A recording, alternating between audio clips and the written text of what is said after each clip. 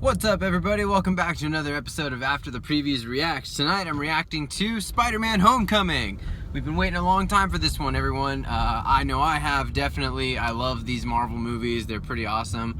That said, I think this is this is easily my least favorite of all the Marvel movies to come out so far on first reaction. I'd have to rewatch it. I really do want to rewatch this because I don't feel like I missed anything, but I feel like maybe I was going in expecting it to be something else and it wasn't. So I was kind of just hung up on that, I think. But I don't know, man. And that's why I want to rewatch it. But this is the reaction video, so I do want to give you guys my honest, first reaction to watching this movie.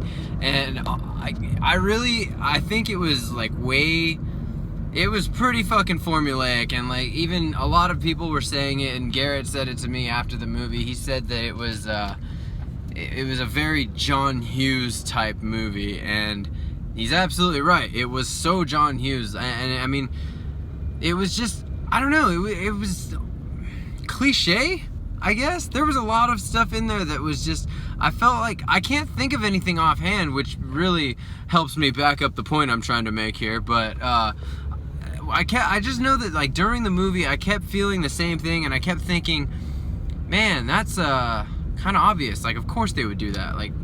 Duh, it's a high school movie. It felt like more of a high school movie than a superhero movie, which I guess is a good thing. I said that was a good thing when Ant-Man felt like more of a heist movie than a superhero movie, but I don't know, maybe I just don't like high school movies anymore. I guess none of it felt relatable.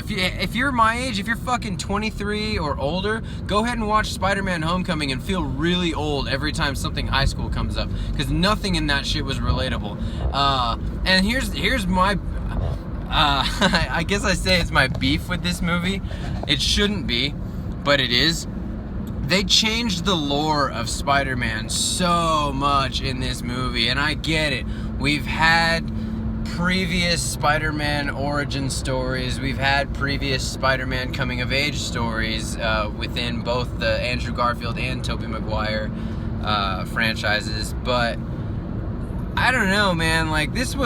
You call him Peter Parker, you make all of his friends very similar to Miles Morales, you throw in some twists that would have made sense had you not changed important details, but now you did change important details. I don't know. I'm ready to see where they're going with this. What's next for Tom Holland's Spider-Man, and I hope that they can just keep a fluid storyline within their universe, because that's how I'm treating these movies now. I used to get mad about movies changing the lore of these heroes a lot, and I am kind of upset about, or not upset, but I'm kind of annoyed about how they changed the Spider-Man lore in this one. But that said, I am usually the one to defend it when they change lore, because it's like the movies are a different universe. You're reading in the comic books, and in the comic books, your heroes generally will go multiverse traveling. They'll go from one to the other, and there will be notable differences between those universes. So, obviously, this movie is not the comic book you're reading, so it is a different universe. Things are going to be different, and the lore is not going to be exactly the same. But this one, I don't know. They just changed a lot of it. It's like I said, they're mixing a lot of Peter Parker and Miles Morales, and it was something new, so I did like that. And I like that the girl, the interest in this movie wasn't MJ, it wasn't Mary Jane, because that would be the obvious way to go with Spider-Man. This girl played, I don't know the actress's name, because probably the only new character in this movie that I even know the actor's name was, no, that's not, I was going to say Tom Holland, but Michael Keaton. How do you not know Michael Keaton? Come on. So, anyway, yeah, the characters, I like the characters, and I like how the characters related to each other. For all intents and purposes, all the bad stuff I've said so far aside, this was a good movie. Everything actually did make sense in relation to itself, and within this story that this movie was telling. It all made sense, and it was good that way. So I can't get too mad about how much the lore has changed. It's like getting past all that.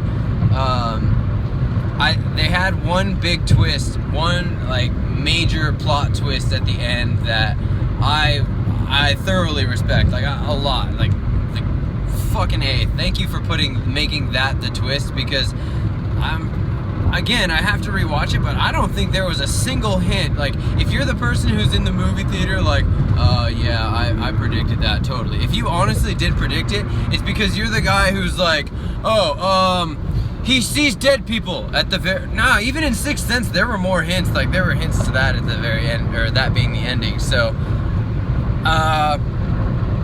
if you're the guy who, at the end of Departed, like, right before, or right in the middle of it, is like, Leonardo DiCaprio is gonna get shot walking out of an elevator at the end of this shit, I guarantee. If you're that guy, like, predicting random shit that... I mean, just this. Why? Why would you fucking predict that? If you're that guy, then yeah, you could predict the ending to the plot twist to this movie. But other than that, I'm pretty sure there were no hints, and there's no reason why it couldn't be. Like, I didn't see this happen and be like, oh bullshit, come on. I saw this happen, I was like, all right, fucking A, that was cool. So, I want to give major points on that one. So yeah, I want to say that's probably my favorite thing about this movie. I mean, there was a lot. There were funny scenes. This was definitely a comedy more than it was an action movie, which is crazy to say about a superhero movie, but I guess being almost 10 years after the first movie in this franchise came out, they would have to do something other than just be action movies. So, yeah, that's been After the Previous Reacts. I mean, I don't really want to say too much more about this movie other than there are obvious good points to this movie and there are obvious negative points to this movie. So, all that said, go check out Spider-Man Homecoming. It's definitely worth the time. It's a very entertaining movie. It was a fun one to watch, and like I said, I want to see it again. It's not so bad that I'm like, dude, I'm not fucking watching that again. No, I do want to see it again, and I know that if I do watch it again, it's going to be just as entertaining as the first time. So, yeah, that's been After the Previous Reacts. Like this video, subscribe to us if you don't already, and shut off your cell phone.